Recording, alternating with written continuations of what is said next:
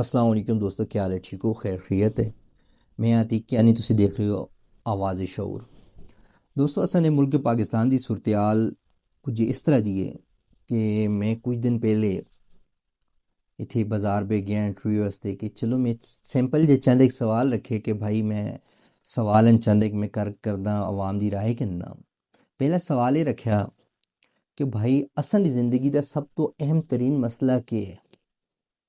ते लोग कैमरियां देखते ही ते गोली होंदे नसदे आखदे ना भाई असें ना बोल सकते, असां दे बाल बच्चन असें कोई गल नहीं कर सकते हैं। दूसरा सवाल ये कीता जी कि जनाब